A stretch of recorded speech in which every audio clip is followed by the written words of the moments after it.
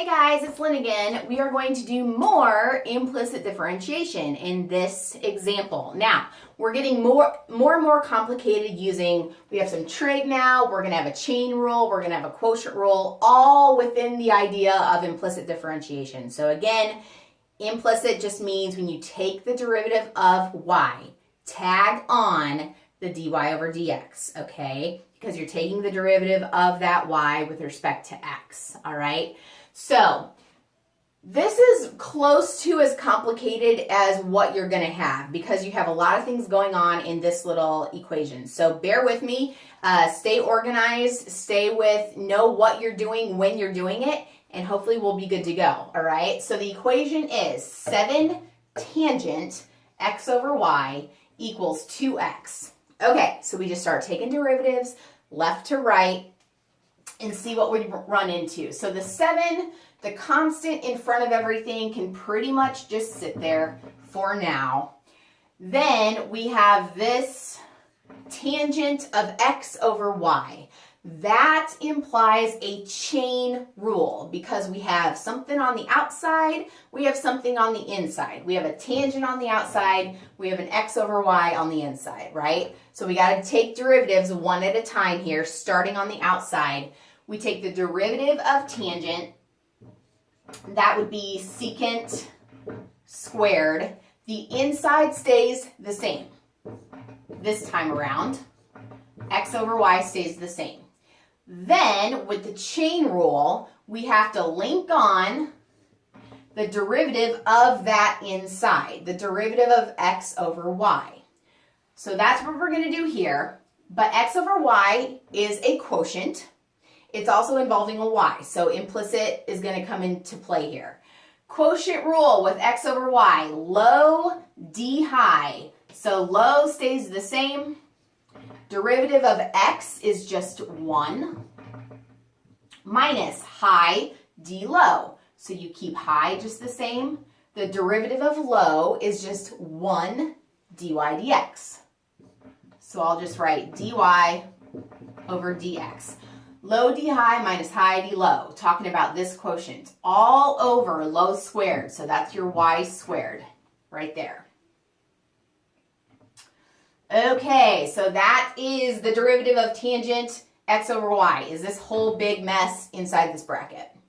Keep going, we still have an equals 2x, so the derivative of 2x is just 2, like so, all right? So now, this is all well and good. This is a version of the derivative, but now what do we have to do? We have to isolate dy dx, which is within this fraction, and it's multiplied by a secant, so we got to kind of wrap our brain around how to do this, how to chip away and just get the dy dx by itself. Okay, well, I am thinking right now, you have a 7, a secant squared of this times this fraction. So we could just divide by all this front stuff first. That's probably how I would do this, just to kind of simplify it a little bit before we do much else. So if we divide by the 7 secant squared x over y on both sides, 7 secant squared x over y. So this whole thing goes away. And we are left with just this big fraction. So that is y minus x dy over dx over y squared equals 2 over 7 secant squared x over y. Like so. Now, we're still looking to get dy dx by itself, so what can we do next? Get rid of this y squared, get rid of the bottom. If we multiply both sides by the denominator, multiply everything in the equation by y squared, that goes away. So we have y minus x dy over dx equals 2 y squared over 7 secant squared x over y.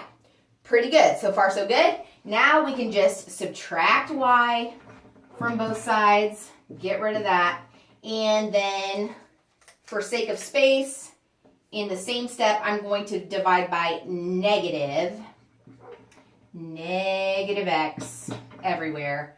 So let's see if I can rearrange some things and fit this nicely somewhere. I think we're good. So I'm going to write this one more line. dy over dx is going to equal. Now, dividing by x is the same as multiplying by 1 over x. And it was actually negative x, wasn't it? So I'm going to move that right there. And so that's going to do what? I'm going to have 2y squared over negative 7x secant squared x over y. And that whole fraction is still minus y. So that was nasty. That was a nasty, nasty problem. If you're doing online homework, entering this answer is going to be more than half the problem probably. But I just wanted to make sure you could see that on the video. But entering this in an online program is going to be a hassle. It's going to take probably more time than the problem did itself. Hopefully in an instance like this, they would just give you a point, like an XY coordinate to plug in to find that slope of the tangent line because like I said, simplifying this anymore or entering it like this is going to be a big headache. Now, not to say that it's not possible, but it would take a lot of time. If they just give you an XY coordinate, you're going to plug, let's say 1 in for X and let's say 7 in for Y. Just plug those numbers in and you're good to go. It's still going to be messy. A problem like this, there's no way to get around it. It's just messy. So hopefully take it one step at a time. Don't let it overwhelm you. We had a chain rule where you took the derivative of tangent first, inside stayed the same. Then you had a quotient. Derivative of the inside was a quotient rule, low d high minus high d low over low squared, etc., etc. dy dx, where you took the derivative of y, and then isolating dy dx from there. So hopefully that helps. Keep coming back. Messy problems like this are just going to come up. This is calculus, so that's the way it is, but I hope this helps. Thanks, guys.